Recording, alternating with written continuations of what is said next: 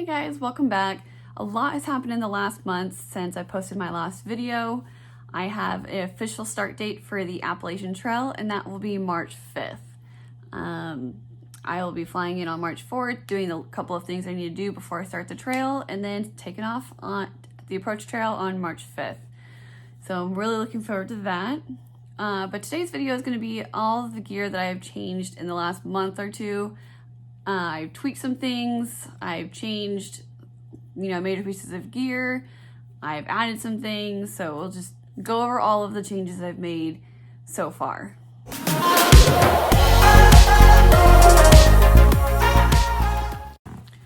Alright, so the first piece of gear that I've added is a sit pad. I was on the fence about getting one. I wasn't sure if I wanted to carry the weight, but this comes in at 1 ounce, so I feel like it's worth it. It folds down pretty nice and it opens up, into a nice good square. And then it just folds right back up. So my dad gave this to me because he had it, this was his originally, and then he ended up getting a different one for his pack. So he just gave me this one, and I like it. It works good, and instead of sitting on a pointy rock, I can have a nice little cushion. All right, so another piece of gear that I've added since I lost my original pair of camp shoes. I took forever to find a pair. I don't know how long these are actually gonna last because they're not that greatly made, but we'll see how long they last, and if I have to get a new pair of camp shoes, then I will. But I got a pair of these like Birkenstock looking shoes. They are only 7 ounces. They're made of some super thin material, and I like the fact that I can change the strap on them, so if my foot starts to swell, I can change them to fit my foot accordingly. But I haven't been able to find anything other than, that's lighter. Crocs would work, but they're really expensive. And I think they actually end up weighing a little bit more than these. But if these end up getting destroyed on trail, then I probably will just end up buying a pair of Crocs.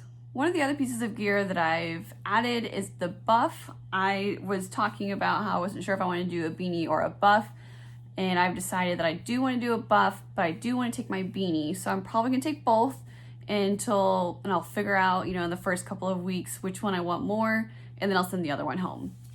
So I have just a regular black buff. It's a multicolor, two-sided one, so I can change whichever one I want, I guess. So it's just a regular black buff.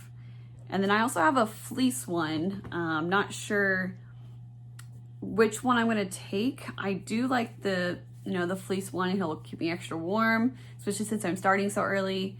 But at the same time, it does come in a little bit heavier.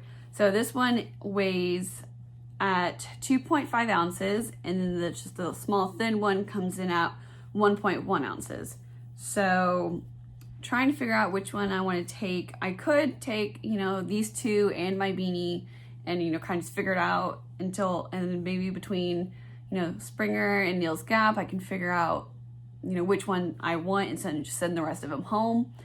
But that's, extra ounces that I don't want to carry. So we'll see, because the weather here hasn't been cold enough for me to test the new buffs yet, except for I wore, the buff as a headband the other day. But other than that, I haven't been able to deal with enough cold weather for me to make this decision on these buffs. All right, so one of the pieces of gear that I actually ended up completely changing was my sleeping pad. As you guys remember, I complained about the Thermarest NeoAir X-Lite. I didn't like how crinkly it was, and I also didn't like how thin it was. So, at 2.5 inches thick, it's not that bad. Like, that's actually pretty good, but I am a side sleeper, and I felt like every time I moved, my hip would hit the ground, plus the loud crinkling noise was thoroughly annoying. So unfortunately, I ended up going up in weight, but I love this new sleeping pad. It is the Big Agnes Q-Core SLX. It comes in at 15 ounces for the regular size. It is 20 by 66 inches, so it is exactly the height for me, but my feet do hang off a little bit because I don't sleep, from top to bottom. I usually sleep, I have my arms up by my head. So, but it doesn't seem to be a problem inside my sleeping bag. But this thing is, it's 3.5 inches thick in the middle, and then I think 4 inches thick on the side because it has like bumpers on the side of it, but it's not as loud, which is awesome. And I slept really good on this the 2 nights I've slept on it so far. So I can't wait to keep testing this out and seeing how comfortable it is. All right, so I didn't have any rain pants the last time I made my video. I do have some now. I have the Outdoor Research Helium 2 pants. They were on sale at REI. They were like 40 or 50% off. So I was like, of course I have to grab some. So I got them. They were cheaper than the REI versions that I wanted. And they actually ended up fitting a little bit better. I know it's not a fashion show, but I felt more comfortable wearing these.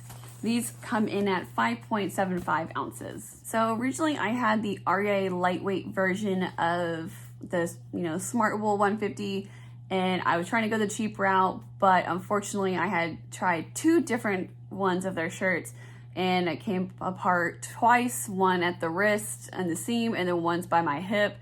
And I was just like, after the second try, I was like, I'm not gonna make this a third try. I'm gonna, get something else. So I ended up getting the Smart Wool 150 long sleeve version. I love it so far. It works great. I have not had any problems with it. So this is what I'm gonna be going on trail with. If this ends up getting too hot, then I also have my short sleeve 150. This also comes in at 5.9 ounces. So I got the AT guide in the mail. I have the digital version, plus I also have the book. I do want to take the book because I would love to make notes in it and, circle the shelters I stayed in and make little notes and stuff like that. But I don't know if it's worth the 8 ounces that this thing weighs. I know I can make notes on, my notes on my phone and things like that, but kind of just having this as a little memento for the trail would be kind of cool, but we'll see. I'm going to start with it, and then if I eventually send it home, that's what ends up happening. I decided to change my base layer long sleeve jacket that I had. I had just a gray one that I got when I was in Colorado. It was a little tight for comfort. I couldn't roll the sleeves up, and if I got a little too warm, but I didn't want to take it off. And so it wasn't that comfortable. So I ended up getting the Melanzana microgrid hoodie. My dad was in Colorado and very awesomely decided to go all the way over to Leadville to get the jacket for me. So thank you so much, Dad. I love you. So this thing is amazing. I've been wearing it every day since I got it a couple weeks ago. And this thing is so warm. I love how warm I stay in this thing. So I probably won't be taking it off that often on the trail unless, once it starts to get warmer outside. And then I will probably keep this even though, summer's around, and then send my puffy home, or, I'll just kind of figure it out what I want to do, which one I wear more, my puffy or the melly. So we will see. And it only comes in at 10 ounces. During one of the sales, I got some Smart Wool 150 long leggings. I don't know how often I'll hike in these, but I do think it actually ended up being more often than I would think, just since I'm starting earlier than I had originally planned. So these come in at 5.6 ounces. These will go underneath my leggings since, I am very cold natured. I don't like being cold, but that way, I have all of the extra comforts that I need between my long sleeve pants, having these leggings, and all the jackets that I have. I think I'll be warm enough for being on trail. So last but not least, my pack. As I mentioned in the last video, I was going back and forth between the Hyperlight Southwest and the Osprey Aura. So I made my final decision, and the Hyperlight won. So I have the Hyperlight Southwest 3400. I love the pack. It's very comfortable. It fits everything a lot better than the Osprey did. I made some adjustments to it. I have a water bottle holder on one side and a cell phone holder on the other. So these are from Gossamer Gear. I just liked having access to my phone super easy. Having it in the hip belt is nice, but I wanted to reserve that for snacks. And then I was tired of awkwardly reaching for my water bottle, so I ended up getting this water bottle holder. Not 100% sure if I like it all the way, but I'm gonna give it some more time and then I'll decide if I'm gonna keep it or not. Alright guys, so that is all of the gear that I have changed between now and the last video that I made. Next week I'll be talking about the food I'll be taking from Amicalola to Neil's Gap, and then the resupply box that I will be having at Neil's Gap all the rest of the way till Hiawassee, and then I will be resupplying in town from there. And I might get a few boxes here and there. I haven't fully decided on what I want to do with that. If y'all have any suggestions on where I should get a resupply box, leave a comment and let me know where I should also send it, because that's still all new to me as well. If you guys would like a detailed version of what I'll be taking with me on the Appalachian Trail, check the description box below for my lighter pack link. If you liked this video, make sure you hit the like button and hit the subscribe button to see further videos from when I will be on the Appalachian Trail. And also go to my Instagram for more up-to-date pictures and videos from what I'm doing. That will be at kayla.bold. All right, so that's all I have for you guys today. I will see you guys on the next one.